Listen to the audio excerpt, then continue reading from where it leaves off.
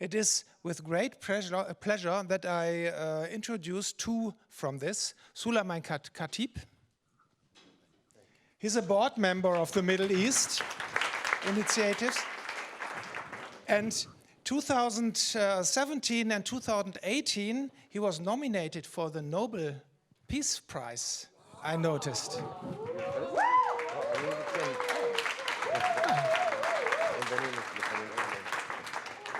And he's one of the founders. And also Moran Zamir. And I know from Moran that he is a colleague, a psychotherapist. Yeah. Let us hear from their ways to become a combatant for peace. It's so great that you are here. Thank you very much for this. Thank you. We are starting with a film.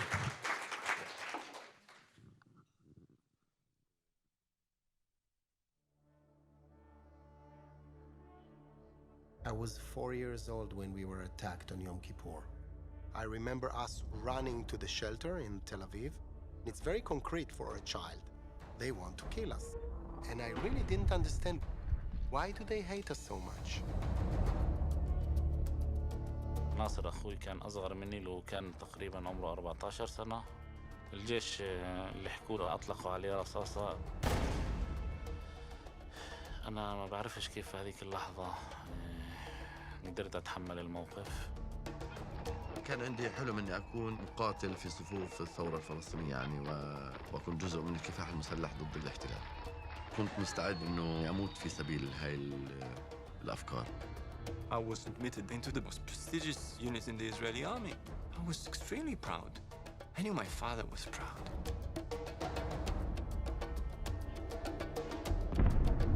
صرت افكر كثير ايش انا دوري في الحياه هون. فاخترت اني اعمل عمليه استشهاديه. זה מקומם, זה פשוט מרגיש טרור. ככה מרגיש טרור בעיניי. מישהו התקשר ואמר שיש פלסטינים שמוכנים להיפגש איתנו. كنت كثير خايف انه قد يكون في مصيدة يعني هون. We find that we actually have something in common. That willingness to kill people you don't know. عندهم قوة يا جميل مش طبيعي.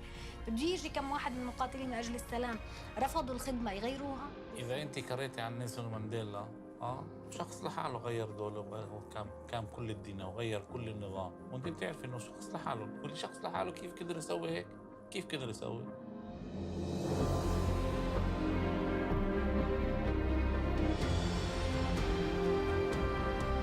אנחנו מזמינים את כוחות הביטחון לפשוט את המדים ולהצטרף אלינו. أنا بفقدش الأمل في فكرة إن السلام إنه ما في طريق ثاني غير السلام.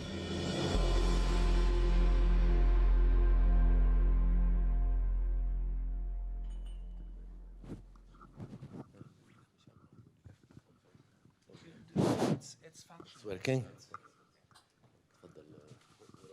Moran is sick, so I have to do most of the job. Yeah, okay, you will speak and I will sit. I think that's Palestinian walk for me. That's what we do. So, yeah, thanks for having us, really, Martin. And Peter Heike, they are really working with us from here for years, and they did the pictures outside. So it's also a call for people to look at the pictures. You can stand so people can reach out to you if you wish. Thank you, really. And that's the reason we are here. That's how we got to know. And I had a book. It's about Combatants for Peace and things that we heard a lot here about narratives yesterday with Father. I'm really bad with the names. Lips. Okay. Yeah, I was really moved by his story, and it reminded me also of somehow of our stories. I just have one copy of the book called In This Place Together as a present for the organization. Martin, thank you. It's also in English. You're gonna improve your English a bit.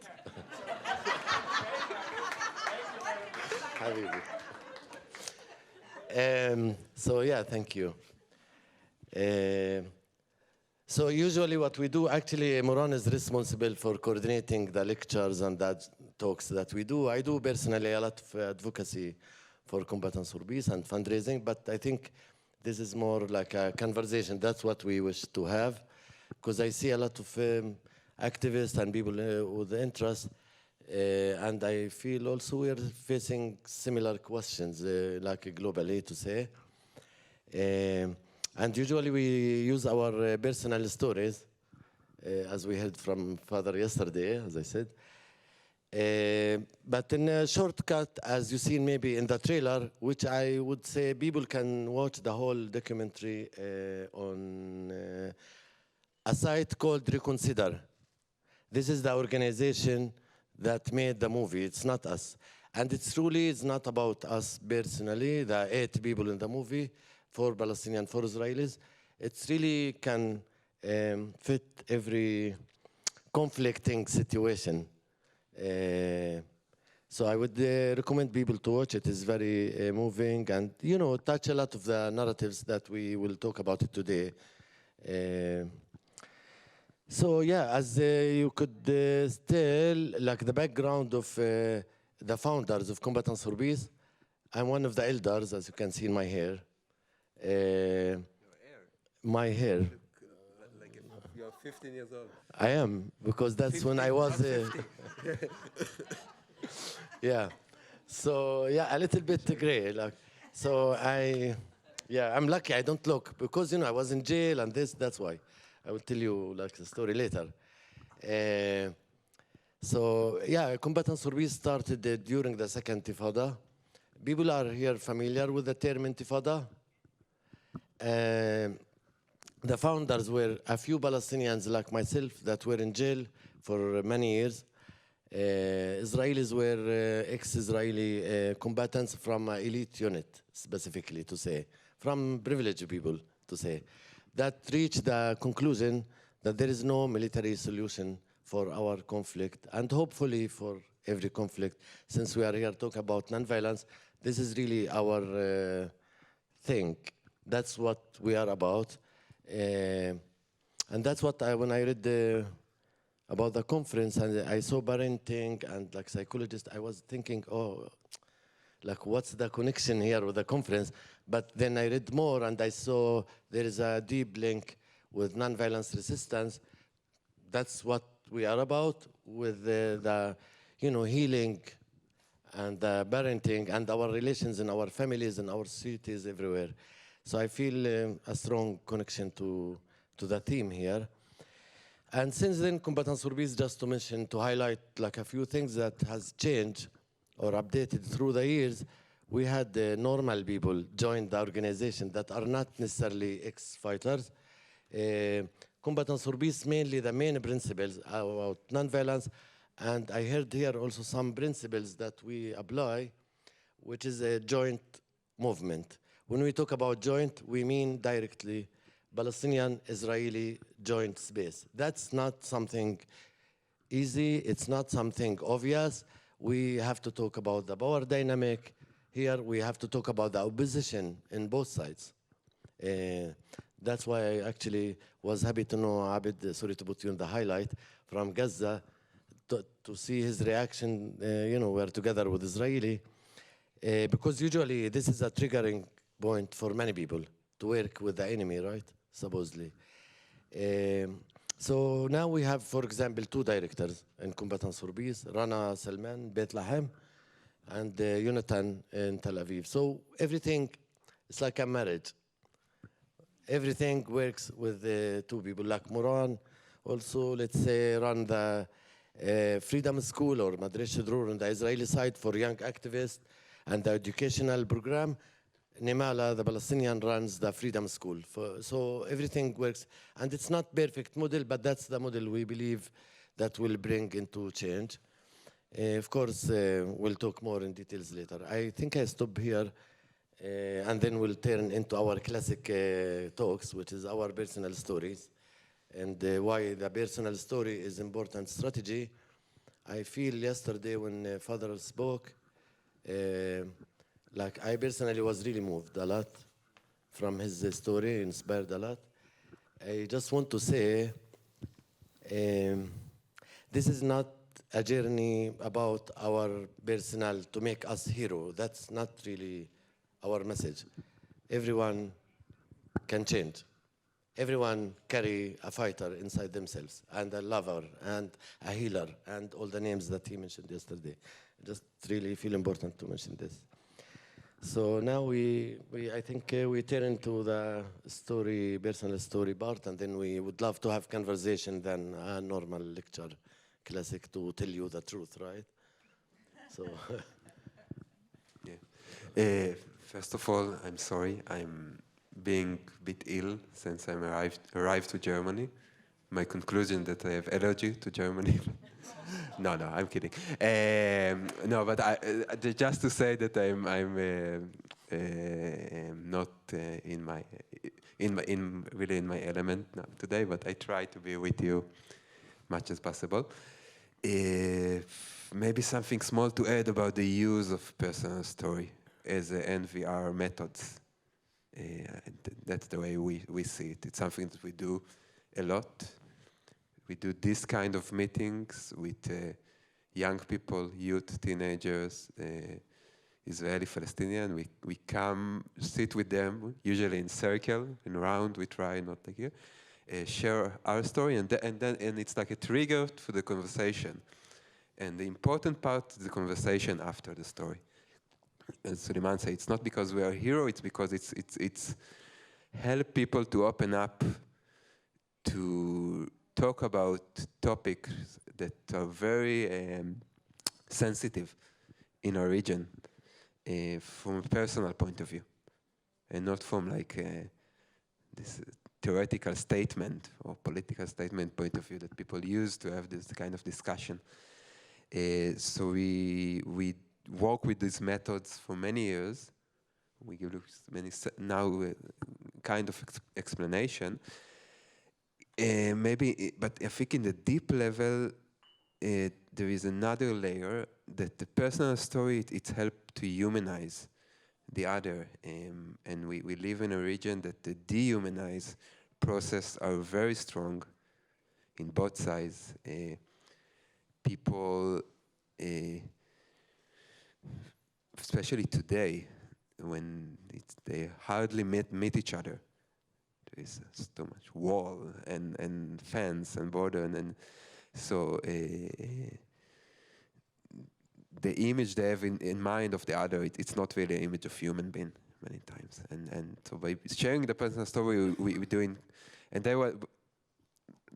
therefore we see it as an NVR, as a resistance, because by doing it, we give resistance to the dehumanized process.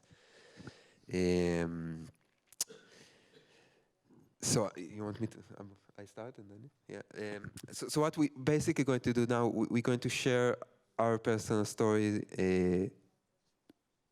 the way we did, each one of us in our life, from point of view that war from both of us. It's true that it was very likely for two of us personally that we could kill each other. We were in the same time, in the same place, armed, and in the mindset that allowed us to kill each other. So basically the story is what brings us from that place to the place that we are now sitting here. And I can say that we're also very good friend on personal level and share a lot of experience together. And what happened during this journey. And of course, it's a very personal story, but it's also a collective story. You can see it. We both come from our culture, from a place, and I think that the story is about us, but it's also something collective. Okay, so about myself, my name is Moran Zamir. As Martin say, I'm also a psychotherapist, and as well of working in Combatants for Peace, I'm in charge about the educational work that we do in Israel with the Israeli public. Yeah, I think I will start my story by going back to Budapest, to Hungary, when my grandfather was born in 1932, to a Jewish family that was very much integrated in the Hungarian society.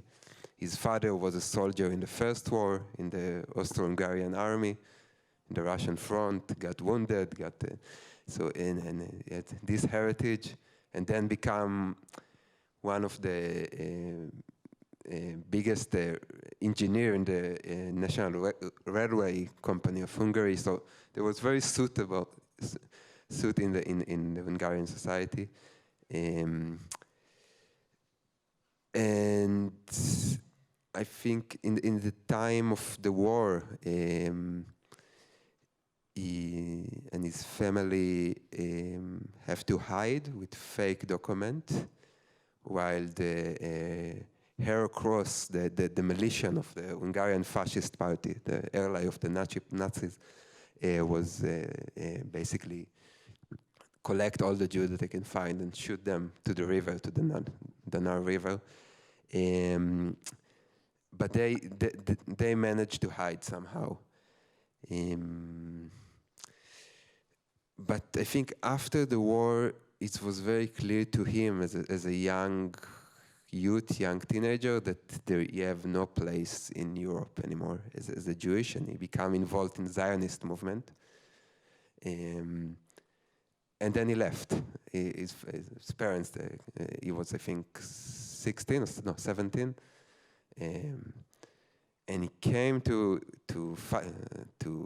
Palestine, or the really newborn Israel, in 1949, with the motivation to really rebuild his life, not being Hungarian anymore, to being Israeli, to speak only Hebrew, to adopt himself a new identity of a Zionist pioneer. He was part of a group that established new kibbutz in the south of Israel, with a lot of proudness about being the pioneer of this revolutionary part of the Jewish history. And I can imagine, I never talked with him about that, but that he arrived to this spot when they established the kibbutz. He probably saw remains of destroyed houses of Palestinians that used to live there until 4 years before he arrived there in 1952, and until 1948, what's called the Nakba, the disaster in Arabic, when what we in Israel call the independent war, but that's actually the process of almost 700,000 Palestinians have to run away as a refugee and left their houses. So I think, I don't know actually, I wonder what does he feel when he arrived and build his house on the ruins of those people's house. I guess it wasn't really in his mind. This story of, like, again, we build something new. We come to this new land. It is our land. And there is no space in mind to especially when you are young, to really hold this, the complicity. But I also can imagine that in some place in his mind, he couldn't really ignore this fact. Because also the people who used to live there, this kibbutz was right on the border of what was the Green Line, the 67. So he could see them. On the other side, there is like, even today in my parents' house, they still live there. You can see it's on the hill, and there is a valley, and on the other side of the valley, what was the Jordan, it's the village of the people that ran away from where is the kibbutz today. So they just moved to the other side of the valley, so you could see them every day. And now they're in the valley. There is a big concrete wall, 7 meters high, that separates Israel from the West Bank. When I was a child, this wall wasn't exist. It was built after the Second Intifada. But I can say there was a big wall in our mind. It was very clear that we are not going to the other side of the valley, that it could be dangerous. There are people there that could be dangerous for us. And so even though physically there is, that time there is no limit, you can just go and cross, but there was this limit in the mind. And I grew up with this heritage that basically say, I put it simple, in this story of the conflict of Israel and Palestine, at the end of the day, we, the Jews, we are the good guys. We want to live in peace. We want to have a peaceful life. But something in them is wrong. Maybe it's their culture, maybe it's their religious, maybe they just like violence. And any time that we try to make peace with them, they destroy it. It happened like that in 48, and it happened like that in also any time like any time that we tried. So meanwhile, we have no other option is to defend ourselves and join the army and being a soldier. All the men in my family was in combat unit in the army. It's like something that you not doubt about, something that you're proud about. My father was in the special unit, so it was very clear that I will do it as well.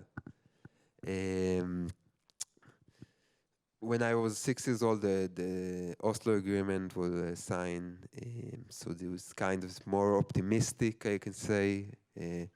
We can imagine that peace has arrived. By the way, if I say terms that you're not familiar with, like Oslo Agreement or Intifada, whatever, so you can ask because you are not from a region, so it's okay if you don't know them.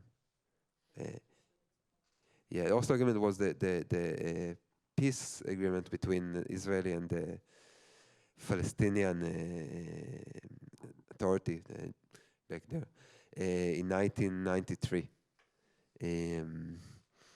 That's basically supposed to live to two states.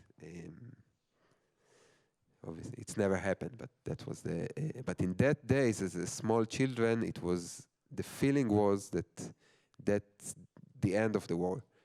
Now peace has come, and it's completely. This feeling was completely blew up totally at the year of 2000, October 2000. When the second Intifada, the second resistance of the Palestinian started. It's not a history lesson. There is many reasons why it started, but in our experience I was 13 that they took the year of 2000. It's like coming from nowhere. One day we live, there is peace, everything is going to a good direction, and then the other day there's like crazy violence everywhere. And you don't know where does it come from? Why it's happening? And you're talking about crazy violence everywhere. You're talking about every day you open the news and there is some terror attack, and there is buses that been bombs and restaurants been bombs, and as a young youth you start really exploring the world and asking yourself a question like, maybe it's better to pay money for a taxi if I have to go to the city and not go by bus because I can not staying alive, or eat at home because it's not the right time to go out to eat out because you can never know. And it also was very close. As I say, we were on the border, so there is shooting every day. of Palestinian like sniper to the roads that leads to the kibbutz. In February 2004, there's a couple that just been married and was on the way to the airport to their honeymoon, getting killed right there. And what happened to us as a young teenager, it's a psychological process that, first of all, there is a lot of fear, really deep fear, and then this fear transforms to hate. It's something that happens, I think, to human being. If you're afraid of something and you don't know, like we wasn't really familiar also with Palestinian, and so you start hating them. In general, I say them. It's like it's all those people that they create all this violence. And I really remember like that we had like a song that between us, as I talk in the young way, 14, 15, about let's kill all the Arabs, let's do it, and obviously it's come out of fear. I personally never loved this song, but it was kind of like that was the atmosphere. Like that was the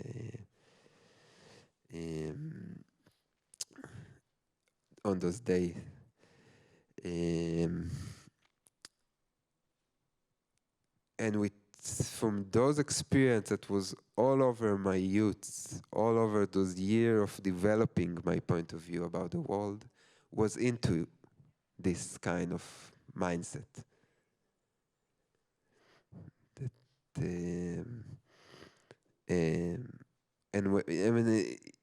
My time has arrived to join to the army when I was 19.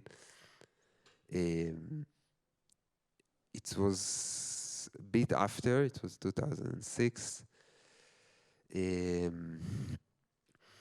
But I still join with this feeling that I'm going to defend my family, basically, my people. So I have no doubt that I need to do it. Because if I wouldn't be there, so the day after, some Palestinian will come and kill my family.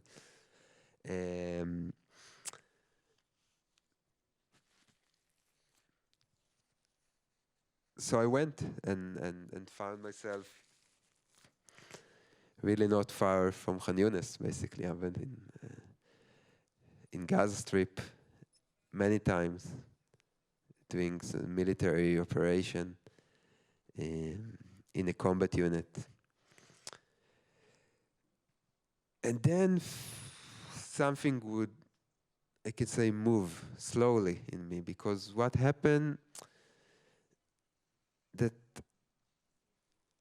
I met those people that I fight with. And I met them not as a fighter, I met them as a children that I entered to their home. Because Gaza, it's a very crowded place, and if you go outside as a soldier, you can get shot for. So you have to enter someone's house and do it as a temporary base. So we enter people's house, and like Palestinian house in Gaza, and I saw the children, the women, and then I saw the way they look at me. Those children that I think about it, in the middle of the night, like 30 Israeli soldiers just just enter the house with their gun and everything and tell them to wait in the bedroom for a few hours. And I saw the look in their eyes of those children, and it was so full of fear. They were absolutely terrified of me. And somewhere in my mind, I could see how this fear also transformed to hate, like the same process that happened to me. So there is no other way that those children wouldn't hate me. At a collective level, hate me, I hate my family, I hate everyone belonged to to the Israeli nation. It was a very slow process, but suddenly like doubt started to come in my mind. One day we enter a house of family in Rafah, it's the south part of Gaza Strip, next to the Egyptian border. And the family has escaped, but there is before, because they knew we're going to come. But there is one person there that wouldn't escape because he couldn't. He was disabled, he had only one leg. And he was laid down on the couch on the living room. And then there was very surreal scene happening that he was on the couch laid down, and again we are like 20 soldiers standing around him, and he started talking with us and sharing his story. I don't know why exactly it happened. He told us about him after Oslo started working in Israel, in agriculture, like many people from Gaza. Met his wife, that is Palestinian with Israeli ID, and they got married, they got a few children, and after the Intifada started, the Israeli authority find out that he's from Gaza and have no documents, so they so we have to go back there to Gaza and without his family. And then 2 years after, one day he work in his family, like orange field, and an Israeli drone dropped a bomb right there, and he lost his leg. And then he asked us, I want to ask you a question.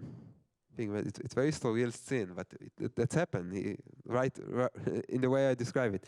Like he asked us, like 20 soldiers around him, I want to ask you a question. Really, what do you want me to do? Where do you want me to go? You want me to go to the US? Give me a visa and I will go. You want me to go to the sea? Just give me a boat and we go. Everywhere is better than here. And then the people around me, the other soldier, they start answering, oh, it's your fault. You were elected Hamas, so now you eat what you cook. And I remember my feeling that you miss the point of the question, because the question is way bigger. The question is, where does it lead, all this circle? Where does it go? Another time, and another time, and another. Usually it was, the goal of this operation was to catch one guy from the Hamas. And for doing that, you demolished houses, you demolished fields, and where does it go? You make children to hate you. And it's driving me crazy, this question. And when I end my army service, I was in a different place than join the army. I was very sarcastic. I was very doubt. I couldn't believe in anything that anyone say. My government, the Palestinian, I was want to go far away from politics as possible. That's what I did for several years. I travel, go all around the world. I live in Nepal. When I go back, I live in the far desert. But in some point, I understand that I can't keep running away. I have to somehow deal with those questions. But I don't know how. I know that I somewhere in my mind knew that I want to meet Palestinian, talk with them, hear the story, but I don't know how to do it. And then really, by chance, by luck, or by, I don't know, maybe it's not chance, maybe it's from divine, I find myself in a very special event take place in Tel Aviv every year, that it's organized by Combatants for Peace and another organization that's supposed to be here today but couldn't come, the Parent Circle organization. And it's bi-national memorial ceremony. In Israel, there is a tradition of Memorial Day, of memorize all the people who died, especially in the army, like the soldier who died during the, and it's a very important day in the Israeli culture. And this ceremony say, no, we want to memorize all the people who died in this conflict, which is very revolutionary idea, and therefore there is also a big, very big demonstration of right-wing against this event every year, very violent, because it's very contradiction. But in this event, I saw two fathers come up on stage. First one, his name was Ben Kfir. He was Israeli, and his daughter Yael died in a terror attack in Ashkelon, next to Gaza. And the other name was Bassam Aramin. He's from Anata, from East Jerusalem, a Palestinian. His daughter Abir, she killed by Israeli soldier. She was 11 years old. And they both say the same thing. They say it in Arabic, both of them say, halas, enough. Enough with this bullshit about we don't care who is start, who war here first. We just want our daughter to live. So just stop this madness. And it was so powerful message. It was, so for me, it was like, wow, that's the kind of language that I want to speak. And it's so different from the discourse from the mainstream discourse. So immediately when it ended, I asked, who is organizing this event? And someone told me, yeah, this organization, it's called Combatants for Peace. And I say, okay, sign me in, I want to be part. It wasn't easy because until today I really love Combatants for Peace, but we're really not organized organization. I have to, for 6 months, run after them, and there's no one to talk with, and say, yeah, I want to be part. But then, no, really, we are really bad of being organized, but we are nice, I think. But at the end, yeah, I was able to join. It was 10 years ago. And it was 10 years of a long journey of meeting a lot of people like Sulaiman, like many other, hearing their story, listening to their story, understanding a lot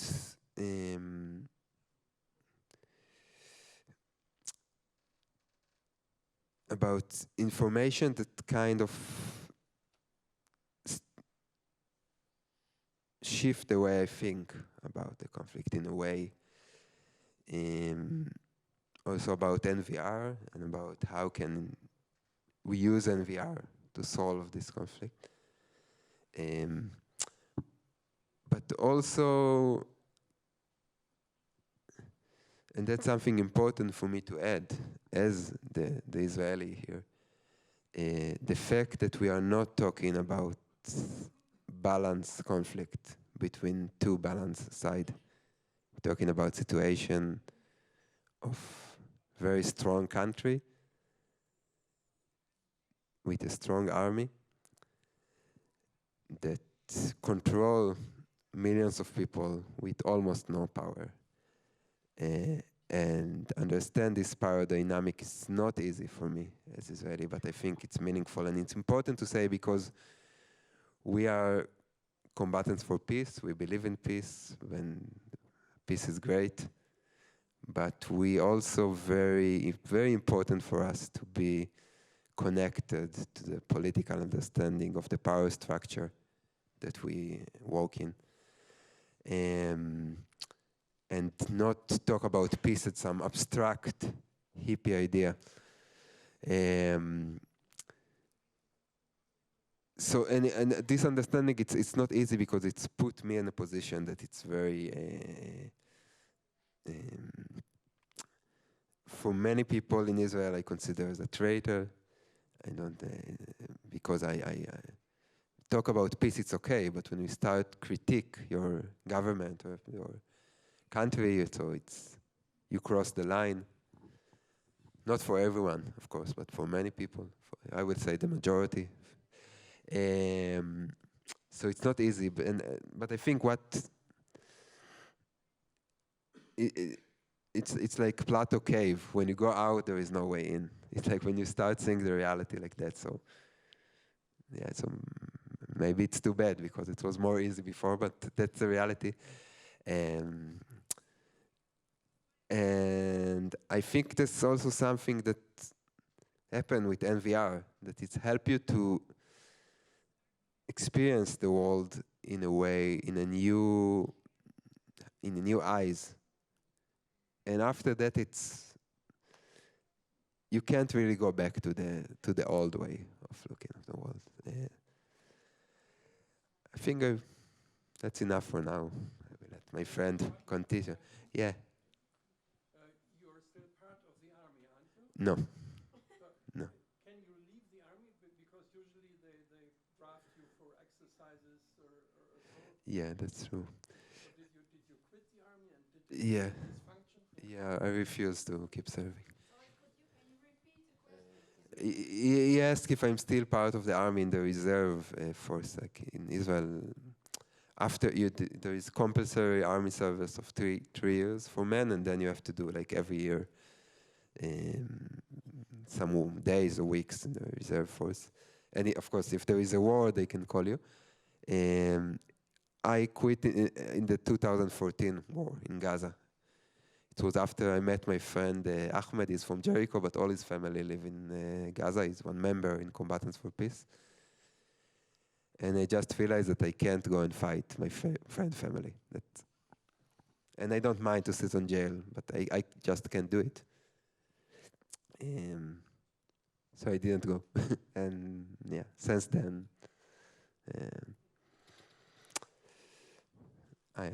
I'm not attending the army anymore. Yeah, we can have a discussion about this. It's a big topic, but maybe I will let Sulaiman share his story. شكرا.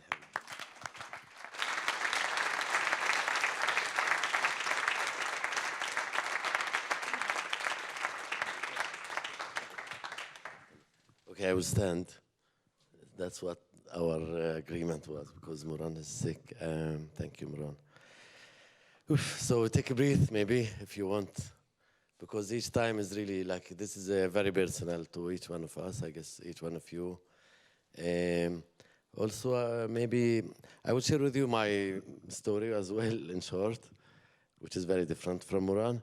But I would just want to say, also sharing with the German audience is a specific trigger and different than talking to other people. I just want to put this on the table.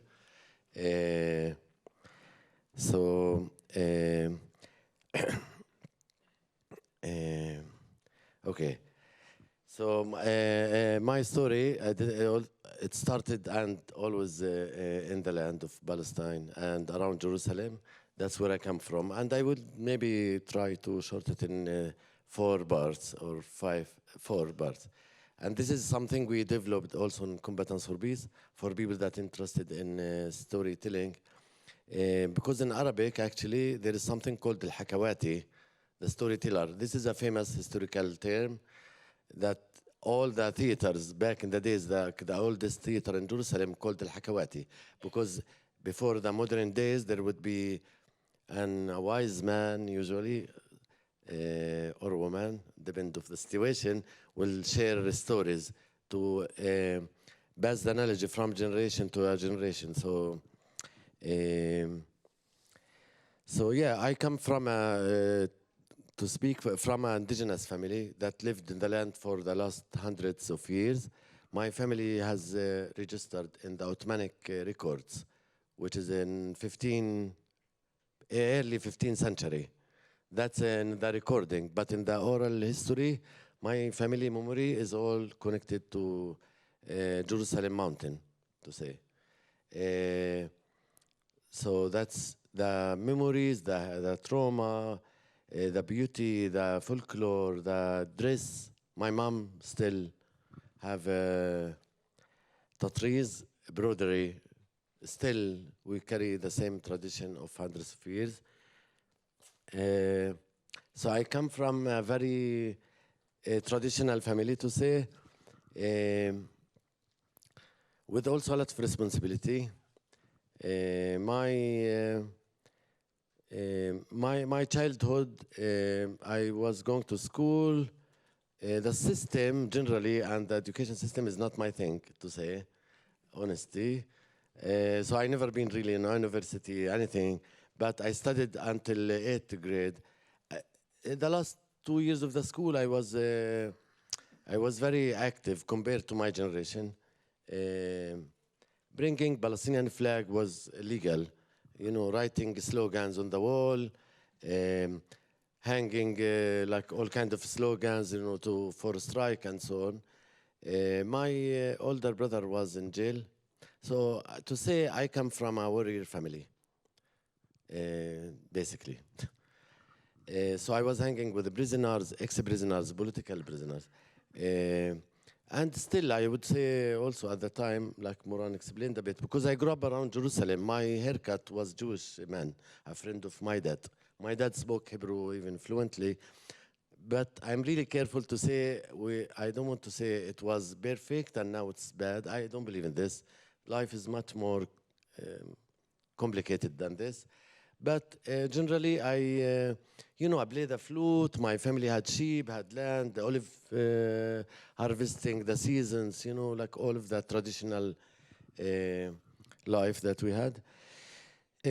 So at the age of 13, 14, I joined the resistance. And since we talk about narratives, so this is my directly, like, truth story. My involvement in this, you know, like Moran explained, and as I said, we don't need to compare who's victim and who's not victim, and who's good and bad. But, you know, I want to join the changing of the history and the discourse. Of course, intellectually, I didn't understand this. But in my soul, I don't want to follow the system. That was clear to me. So I started, you know, like doing whatever I could, you know, to understand a little bit more intellectually my mission, to say. So I had access to political magazines, secret political magazines. This was illegal. Even my family didn't know, because they want you to be a good boy, you know, to go to school and all that. And I have cassettes of revolutionary music. I like music. And this was illegal. You can go to jail for a few months for that. So I hide them from my mom, also from my family. So I play the flute, I play the songs, I knew them by heart. This folklore revolutionary music is really important to say for mobilizing teenagers. Is very important. That was my deep connection to the story than any intellectual conversation. But in since we speak about the heroic thing, my inspiration at the time, you know, I was affiliated with Arafat and Fatah movement. As you remember, you know, the Kofiya, I had a nickname, you know, Che Guevara, I had a long hair. I want to be like, you know, one of these people with gun and fighting the Israeli army, the occupation. And I just want to share this to say, I was doing like the feeling I had, if we want to share the truth, yani with the feeling, I was feeling doing the perfect thing, the good thing. I'm a good guy, they are the bad guys, and I'm a good, better than my generation, because I'm gonna fight and sacrifice, which means I will go to jail or die. My other kids, teenagers in my school, they follow their survival need. I don't do that. I didn't do that. So basically, I created a little group of kids to do throwing stones on the army, cocktail Molotov, or what you call it, Molotov cocktail. It's basically like a battle like this. We don't need to speak about that. Hopefully we don't need it anymore. But I was drawn to armed struggle. That was my adrenaline, the truth. And I can share with you truthfully and honesty. It was so much fun. adrenaline and fear and a lot of other emotions that come with it. But for me, the fear never stopped me, and I never actually had a weapon, thanks God.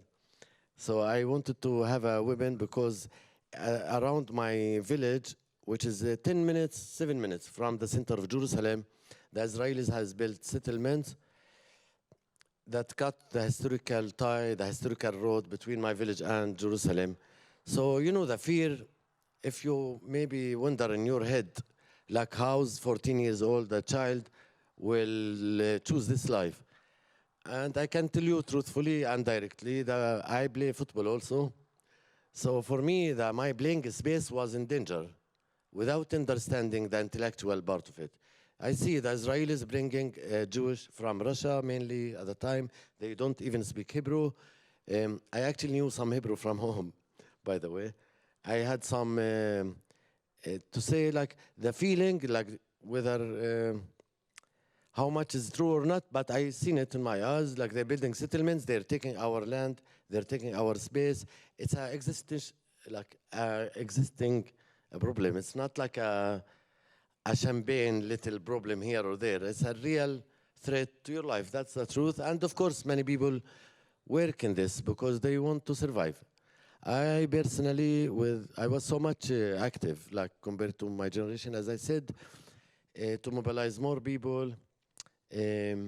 So the army had destroy a house in my village. Like the house demolition policy still exists until now, unfortunately. So this family were not political, but you know, there is a bureaucracy with the army to give a permit for building a Palestinian house.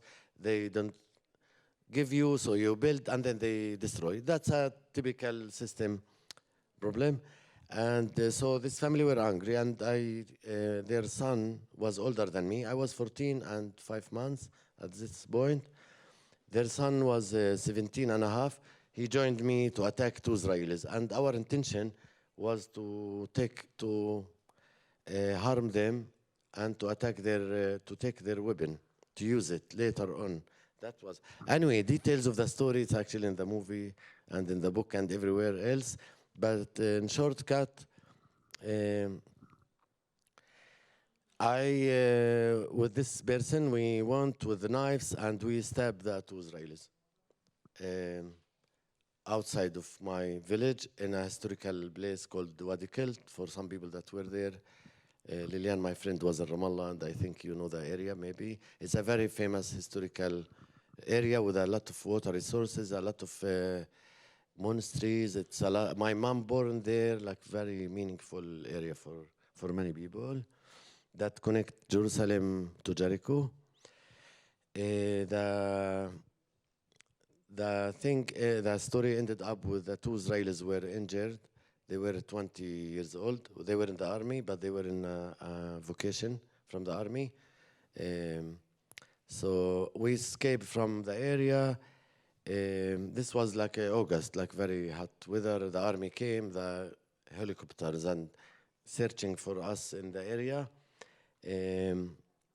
So we escaped to one, second, third village and hide there for some days.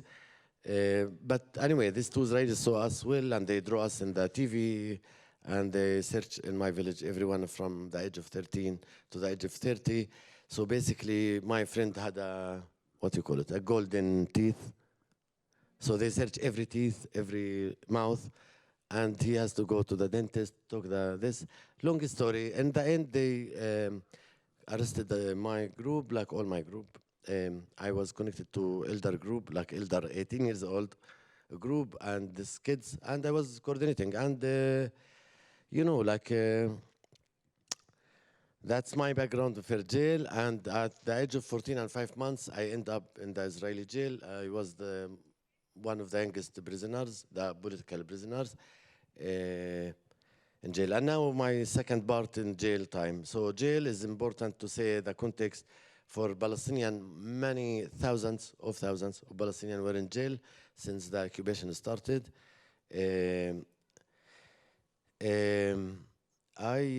So yeah, I would say this. The prisoners community is important also because most of the people that do any activism against the system, the occupation, will end up in jail. So for me, I was in the second part of my journey of the struggle. You know, I play the role of the perfect Palestinian, which means like I don't show weaknesses, even I was young, to the intelligence, which they play a good cup and a bad cup, one beat you and one give you sugar. You know, this kind of things. I knew a little bit about these tools, but still, you know, as 14 and a half, like separate from my mom, from my family, it's not easy. And being in torture, like psychological torture, I guess many people here are psychologists and social workers, so there was a lot of torture, like physical and psychological. And then I became 15. I was going back and forth to a military court. So for people that don't live there or never been there, we live under a military rule. It's not the normal, even Israeli court system. That's important. So my age, it doesn't really matter. Like the court have three Israeli military judges, and they will ask you to say sorry. And I played the perfect Palestinian to shout at them. That's what I did. You know, like you say legally you say, we don't recognize your law, you are illegal, you are immoral, this kind of, because you have the right to speak. Since we are talking about very smart occupation compared to South Africa, to say, actually, because Israeli occupation system is very smart, to say, in many ways. And they know how to play with the international law, with the international community, and to play the victimhood and all of that. So in jail time, I spent 10 years and 5 months in jail from the 15, and then I was released like after Oslo story. Moran spoke about this. Oslo happened, I was in jail, and we were not released out of Oslo. Some other prisoners were released. During the jail time, my family house, my room in my family house was blocked with cement and iron as a punishment for the family. Usually they will destroy the house or block all the house, but I was young, so they just blocked my room, and they would visit the house every month to check if the family open it or we open it after I was out of jail. So the punishment will include the family, of course. So in jail time, as political prisoners, we were divided into 10, 13 different organizations. You know, there were a lot of communism, you know, Popular Front, Popular Democracy, Fatah Movement, and so on, the many organizations. So what we do in jail is basically use the time to create leaders, actually. Where is Christina? You work with, what you call it, like good leadership or healer? Mindful leadership. And before I knew all of this global teaching now, I grew up in this organization where we create leaders and strong belonging, a strong soul. Because, you know, how do we stand in jail? I was not religious, never. My jail mate, comrade, whatever, were not religious, actually. It was no nationalism thing. So, you know, we sing songs like they can't jail our bodies, they can't jail our soul, this kind of thing. And not everybody stays strong. There are a lot of traumas and problems. And I don't know, Doctor, today she mentioned there is no like therapy thing in Palestine. Also the cultural and the needs is big, so that's a big story to talk about it. But in jail time, we support each other. We have the principle, I want to bring this term of solidarity among the prisoners was very important, the organizing. So the main thing we do in jail, and that's maybe important for people would ask, how did you change? The main tool we use in jail is a food hunger strike. I guess people heard about the hunger strike. I was there a few times. When I was 15, I joined with the teenager prisoners, kids, for 16 days. 16 days without food and with a lot of water and salt. That's why it's called in Arabic and actually also in Hebrew, mayu milh. It's very famous. If you go to Bethlehem or somewhere, you will see it on the wall, water and salt. The last hunger strike with all the prisoners, 4,000 prisoners, was for 17 days. And this is my longest one. that's my, to say, first introduction to nonviolence, because we talk about nonviolence resistance, and it's really important for me to say, some people think nonviolence is weakness choice. And my personal experience, before I read the books, I worked in the library in jail, I studied English, I studied Hebrew to learn your enemy's language also, like many Israelis learn Arabic for the army purpose.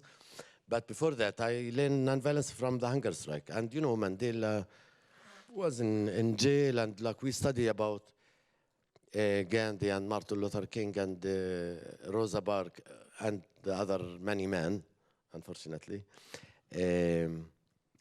But jail is not a peace academy, just to say. Not everybody come out, you know, Jesus, love your enemy. I grew up in an Abrahamic family that rooted in the land. I was 15. I also studied, you know, what Jesus said, love your enemy, turn your enemy into a friend. And I was touched, but I didn't change like in a second. I didn't have this. It was a long, long journey.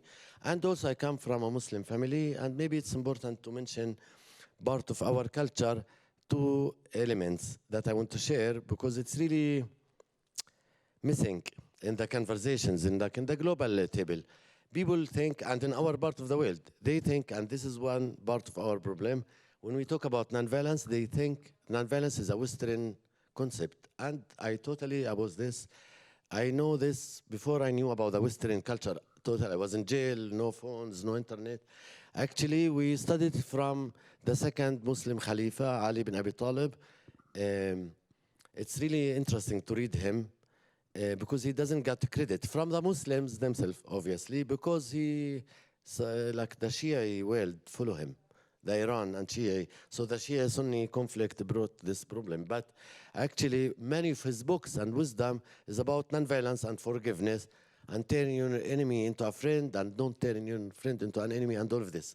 So this is the background I come from. The second resource I want to share here, it comes from our indigenous culture, even pre the establishment of Israel. When we talk about the colonization of the British, and the Ottomanic Empire colonization and others to our land, is something we call it sumud. Sumud means steadfast, resilience. My sister was born when I was in jail, and her name Sumud. She actually got married last week in Ramallah for artistic guy. So it was really a closing circle thing, because she's the youngest and we love her, and she represents not just sister and family is beyond this, like because we were in jail when she was born. So I want to say this is really important when we talk to local Palestinians in every field. I think I'm always trying to bring the global values that's important to learn from each other to something local that my mom can understand. She never been in Harvard, she never studied even in a school, but you know, she carry a lot of inherited like wisdom of the ancient wisdom. In order for us to talk to the majority somehow at some point, it's important to localize things. And the last part, like shortly, so jail, as I said, I was 10 years and a half, tear gas, violence, reading, a lot of experiences, a network also. But to say I came out of jail, like Moran said, but in a different experience, and that's what led us to create Combatants for Peace and this activist circle. As an ex-fighter that tried to solve it by violence, by hand, like literally. It's not about theories. Like we seen that violence is practically is not going to work. Practically, Palestinians and Israelis are there, despite the historical conversations, who was there first, who's the colonizer, and who's the oppressed and the oppressor, and all of the claims. That's really practical. And for me, non-violence became more ideology, like style, lifestyle. Is not just about the Israeli-Palestinian conflict, that we can practice in many levels. And also, to say, and this is also controversial, the fact that I could have Israeli partners, and I thank you for your question, if he served in the army or not. If he served in the army, I will not sit next to him, like to be truth, yani. That's a rule in Combatants for Peace. I don't mean Moran personally. You can't serve in the army and then stop a Palestinian colleague in Combatants for Peace at the checkpoint. So we do have conversations about this. We know the law, and I expect my Israeli partners to pay a little price, not for us, to save themselves.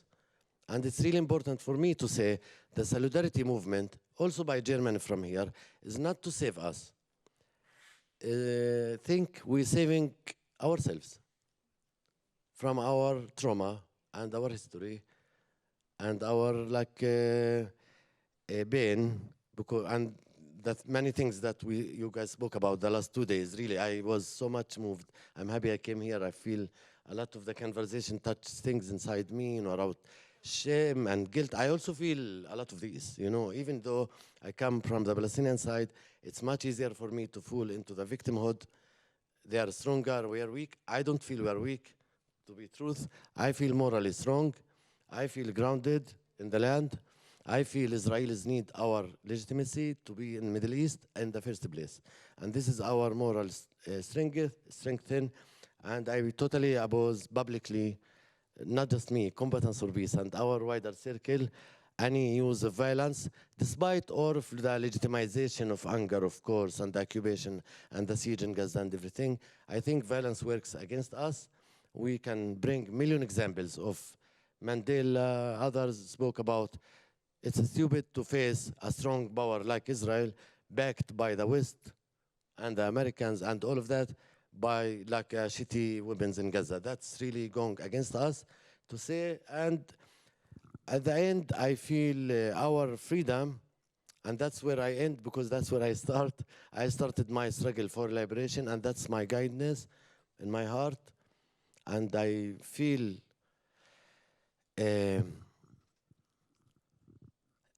the liberation of us is connected. How is that? This is a bigger conversation, but I feel the liberation of the Israelis also, being oppressors in Middle East and strangers. It's also what we do is serving not just the Palestinian to free Palestinian from the occupation, but also to free the Israelis from many things, among them the moral injury that somebody spoke about it yesterday, actually. So thank you, and if you guys have any questions, opposition, anything, you're welcome. Thank you.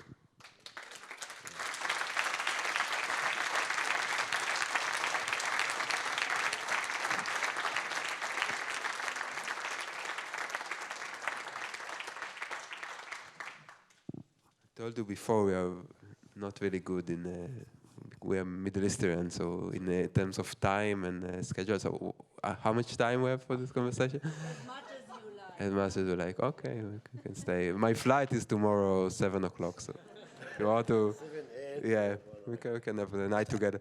Yeah, but actually, maybe Moran, I would suggest if we have a few minutes, we can have a few comments, for sure, not definitely. one, so we have. Yeah, I think you guys, anybody want to say anything, just go to the microphone, right? Oh, I can give you this. Okay, ich stelle jetzt die Frage auf Deutsch, ja? Okay. Sulaiman, wie kriegt er es auf Englisch? Wir müssen die im Grunde genommen auf Englisch kriegen. Kriegen wir das hin? Also ich kann die auf Englisch stellen, aber ich kann... I listened to you, and especially at the part at the prison. I was always thinking that you were talking about getting more aggressive, more radical in prison, and only at one point I noticed, no, that's not the story he's telling. He's telling that he changed to the peaceful way in prison, and still I didn't get how that can happen, because that disturbs my view on what happens normally in prisons. So mich hat das verwundert, dass ja, aber Maybe we take a few, as we said. Any more questions, comments? So we'll talk about this.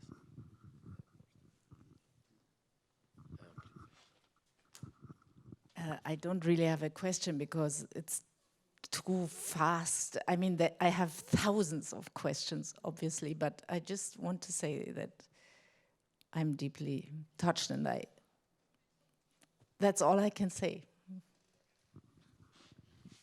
Thank you, Christina.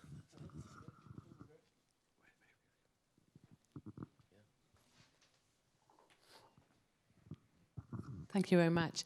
I just visited Israel, and so I'm really moved about this. And I was reading a lot of books. How could that go on with your both sides? And so I'm really enjoying it today to see you together. And I wonder how your families react and how the society reacts on your movement. How do and as well. I think it's not easy to be not in the army. What happens what is the law if you're not in the army anymore? That would be the questions. Thank you. Thank you. You have it. It's not. Yeah, it's working. My question to you is: did you ever come to a moment in your group or organization where you said, "This we cannot go on," or where you had like facing the escalation of violence, and what happened in that moment? How did you overcome? Thank you.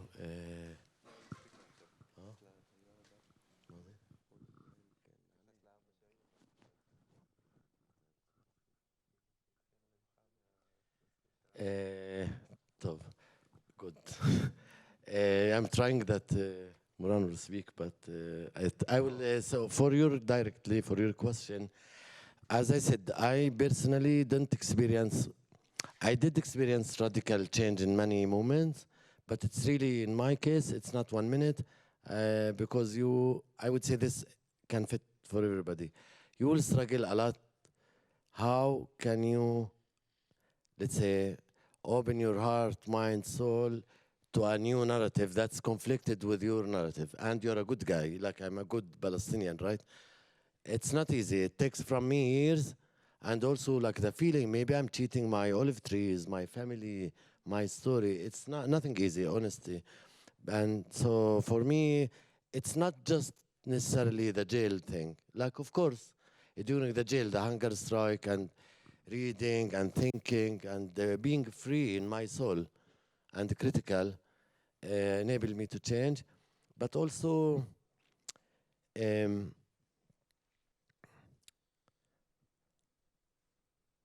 I believe everything is really a process and a journey, I would say. I know in German you like the term process, I like the term journey. But as I said, I believe everybody is able to change. It's not exceptional for a few of us. The only thing, we have to do something. Exactly, the name of the movie was Disturbing the Peace. And maybe it's an opportunity for me to say why this name came. And this is what we need to do individually as a groups everywhere. Disturbing the Peace came because we had a non-violence demonstration some years ago near Beit Jala, near Beit Lahem. And we blocked the street a little bit. We blamed with the army, with the law. And the producer of this movie was with us. And the army has arrested, it was totally non-violence demonstration. The army has arrested 2 people, Khin alone, one of the founders and close friend to myself, and Muhammad. You will see them in the movie. And we asked the army, why are you arresting them? And the army person said, because they are in Hebrew, mafirim tasedr, like you're disturbing the peace. So that's why maybe the word peace sometimes is triggering, challenging, because the term peace means the status quo. It's not real peace. I don't experience the peace thing in my life. I don't know what is it, like what we talk about. It's something imagination. So saying this is just really to say, I studied Jewish history also, and I studied both sides. I'm privileged. I know Hebrew very well from jail. That's why I'm privileged. So I know the culture in both sides and the background and the roots, and pragmatic wise, but also for me is I want good for everyone, for my family at the first, and for the kids, and also like nowadays I feel, as I said again, not as a slogan, as a true thing, emotionally, and the relationship that we have is important, that we built through the years. Khen alone, daughter, has refused the army. Tamar, she went to jail, right? I can't remember, for 6 months by choice. She grew up with Combatants for Peace, you know. I go, I stay in the house, like it's like my family. And now for me, I actually told her a few days ago, she's 26 years old, and she ran the Nakba ceremony, the Palestinian catastrophe Nakba ceremony we organized, which is very controversial. And I told her, you know, my sister Sumud was just getting married now. It's a big day for me, a big emotional detachment or something. And you, Tamar, also like my sister. So I can't, this is how I feel. Logic, not logic, I don't know, but that's how I feel. Okay, I try to answer both questions. So maybe we'll start with your question, because I think your question you want us both to answer. So the honest answer that it's happened every day. There is a lot of despair all around us in our culture, and I think we are part of it. It's that's us every day. We're influenced by this despair, by the feeling that nothing could change, and by the and then there is, you know, it's come to mind. Okay, why do I waste my time? I have one son, one is children on the way. I can just develop my own personal life, don't dealing with that. And it's every day. It's in my mind, to be honest. And that's on the personal level. And I think also in the organizational level, there is, especially when there is, I think, war or more intense time, it's challenging to continue.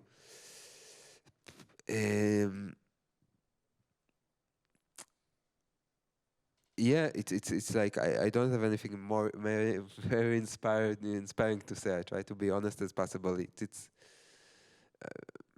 I keep doing it because it's become a community, because I feel obligation and connection to people, to like Sulaiman, like other. I think that's what keep me in, like what. Because if you look at it from a strategical point of view, or from if it's effective or not effective, it's really hard to say, and I guess it's not very effective. Really, in terms of the big politics of the big things are getting worse, but I think there is also something that you developed over the years, that I developed, that it's also, I think, connected to the way I see NVR, that its point of view that it's more religious than scientific. It's more about, I believe it's the right thing to do, even though I don't know if it will work or not. And I think that's bringing some spiritual part of the process that me and Sulaiman particularly are very into it. And I think it's developed more that doing together kind of also spiritual work and I think it give us a lot of strength and energy to keep doing it.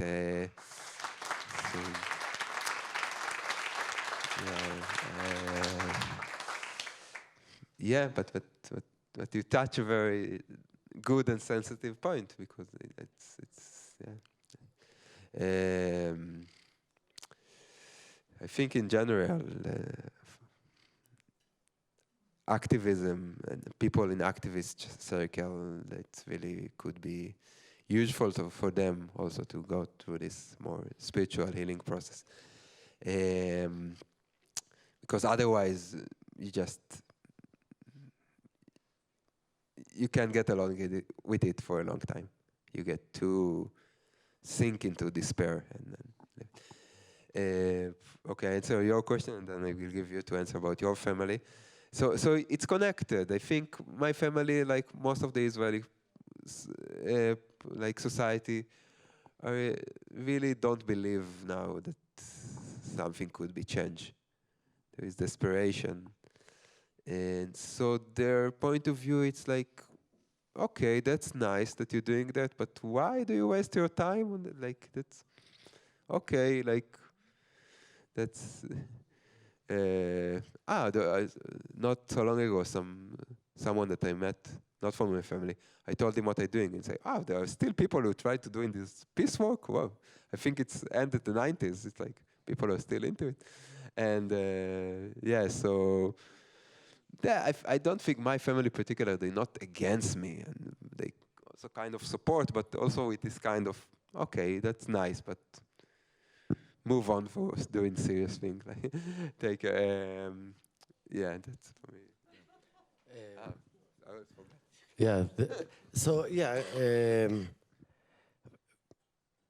I would say as I said, I'm privileged by also I got the DNA of my mom. I'm optimistic always. How doesn't have anything to do with logical honesty.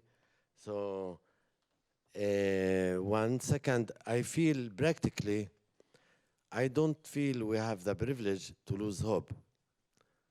If I lost hope, I will not be there. Like, that's not an option, like, honesty. It's a privileged option. I don't feel we can afford this, even.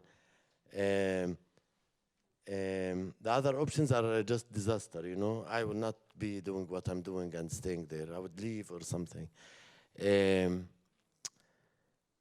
And also, how I see the impact, which is important term, I do see a different impact. Like, I can just mention a quick thing. The Memorial Day, the joint Memorial Day that Moran mentioned in his speech, when we started like 17, 18 years ago, we had 70 people. This is for people that believe in numbers. I'm not, but I just want to give example. 70 people. Last 3 weeks ago, we had 15,000 people joining the memorial, the controversial joint memorial ceremony. And I feel proud to be part of this historical change. 15,000 for like a small organization in the end is a big proudness and achievement. And a lot of people like, and you know, it created the news, every like many newsletter wrote about this. 100 or 200,000 people in Corona watched this ceremony in the last years on Zoom. When you talk about 250,000, this is like, was not even in our dreams when we met at the beginning that this happened. For me to have also the Nakba ceremony 2 weeks ago, that a daughter of ex-Israeli Prime Minister Olmert spoke there, I was beyond shocked, to be honest. This takes time, like these things takes time. Change take a long time and it's painful, but I see signs of this, you know, through the years. With that said, I bring the opposition question. At home, 2 weeks ago, we got what do you call it? Yani bayan? Like on Facebook, statement in Facebook against the memorial and the Nakba ceremonies. From the Palestinian side, the BDS Palestine, or some people in the BDS, the boycott movement, and demonstration in the Israeli side against the Memorial Day ceremony, and a lot of writing against it. So for sure, what we do is not a mainstream, is not, it's a triggering and challenging a lot of people. But I have to say, my experience taught me this. And we know about this from the late, I believe, Jane Lewis, that was working with Martin Luther King. He died 2 years ago. He spoke that this struggle is not for 5 years, for 10 years strategy, for generations. And for me, I come from a historical culture that embrace something we learn in the school when we were kids. I believe Abid will understand me in Arabic. غرسوا فأكلنا ونغرس فيأكلون. How can I translate that even? they planted olive trees and we ate. We planted trees, they will eat. So I don't do this for myself, for now, for tomorrow. But somehow it's changing the earth. Yeah.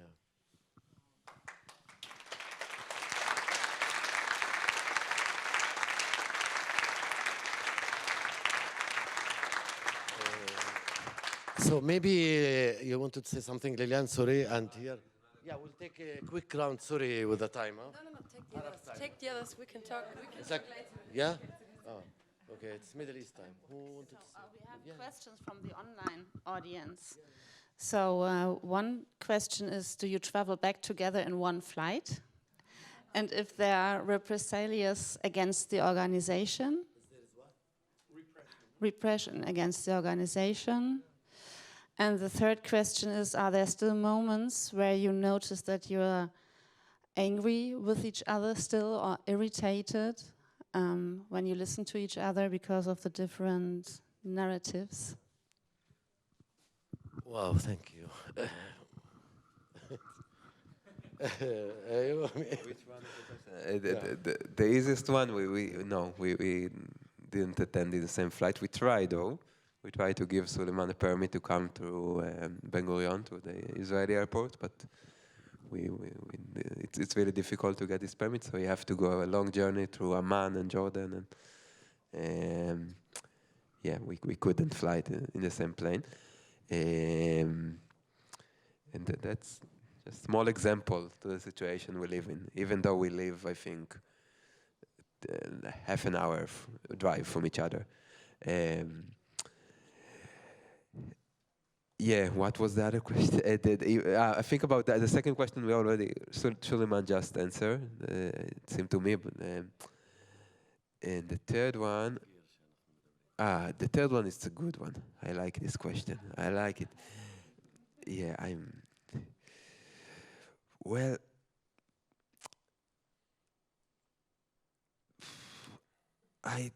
not so much actually. I think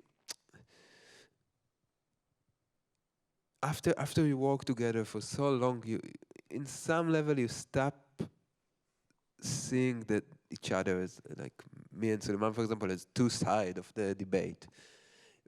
There is issues that we are not agree upon them, but I don't think it's necessarily related to the fact that we are Israeli or Palestinian.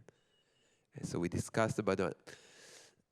So I think I try to remember examples. I get really mad about something that Palestinians in the movement say, and I don't know. I don't. Maybe if to you it happened more. I'm not really mad, but yeah,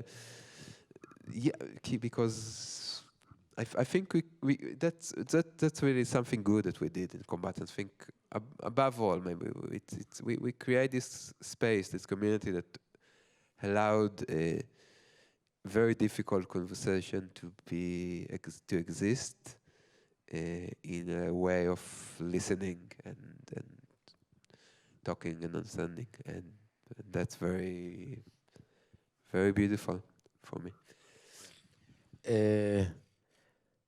Yeah, so yeah, maybe the question actually meant to say, I don't know who's asking, but thank you for the question.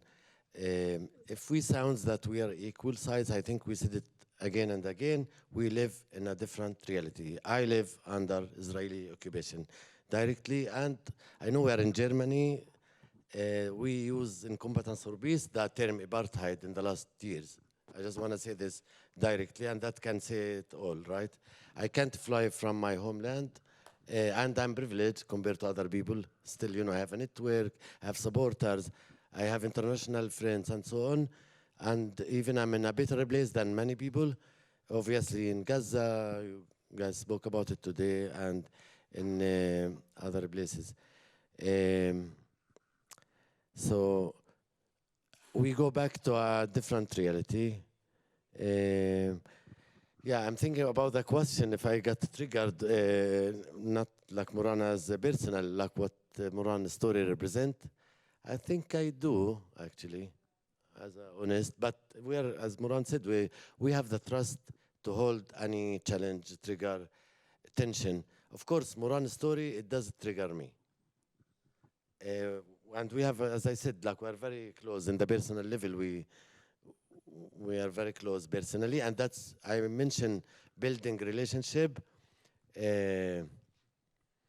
Maybe for some people this is a la la land, like relationship in the conflict, what that helps. From my personal experience, it's central. It's really important, this relationship. Even my family, which is very proud Palestinian, like very strong. Like I had, you know, my sister live in Nablus with her kids, and it's very hardcore place. My family live in outside of Jerusalem. Like most of my nephews has been in jail, and one of them was shot in his shoulder a few months ago out of the school, and he have to live with a bullet in his shoulder. The doctor said it's dangerous to take it. So my family is really like very, I don't know how to say, like very engaged in this. But still, you know, I had one nephew that joined the Freedom School lately. I was shocked that my family didn't oppose this. The Freedom School that also Moran, the running a project together with his Palestinian partner in this project for the younger generation. And I feel like totally in peace being truth, and that's what I believe. And I don't believe in peace that's not based on truth. And the truth is we had a lot of trauma, like individually and as collective, and we do a lot of things to heal. And part of what we do is actually healing for us, actually doing activism on the ground together. But beyond Combatants for Peace as organization, I know it's recorded and in Zoom, but I can take a step further and say, in a bigger underground community, we do like work with nature medicine of healing. And actually, Lilian, maybe we can talk about it after, but Lilian was part of one time. She was there, I was there with some Palestinian friends in the desert with Israeli also. It was the International Holocaust Day, actually. You can talk about your experience, but my feeling from the group was a very traumatic, therapeutic experience for all of us. Yeah, and I believe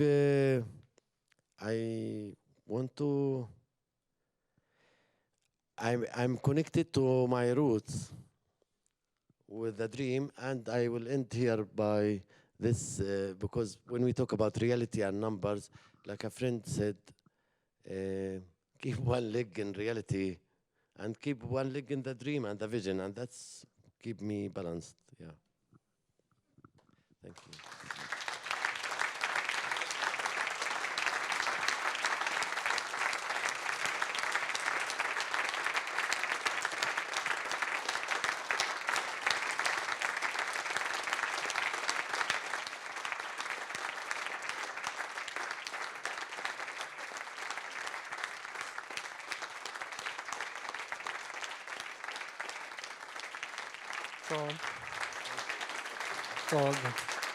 Just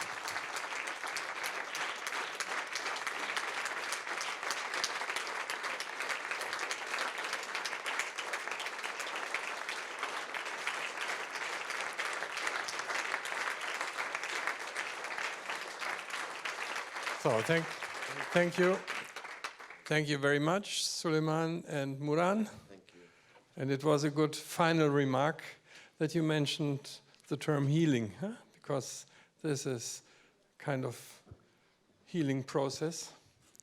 And what impressed me most was that you don't look on a short target that has to be fulfilled. It's rather that you can look into the mirror and say, I do what I see as right. And I don't care so much if this will have an immediate effect or not. Huh? Yeah. And that is very, very impressive, and that's the idea of nonviolence resistance. Yeah? Maybe just a short remark, this Combatants for Peace is one of the group. The others, that didn't come here is the Parents Circle, and there are both sibling groups. Yeah, we do Memorial Day together. Do a lot of actions together, and maybe I can give you the hint to look for the book Apeirogon from Ian McCann, which deals with the story of the Parents Circle. It's one of the most touching books that I ever have read. It's in the bookstore. It's a thick one, but you will read it very, very quickly. Peter? Maybe you can give the hint also. There's this book about the Combatants for Peace. Yeah. Yeah, in German. Okay, I didn't know that. Sweet occupation. She also, she was getting to know by the book, the Combatants for Peace, and shows the process, her process, the same process. Okay, I will repeat. The one book is from Ian McCann. It's an Irish author, and it's like a story, but it relates to the fate of the two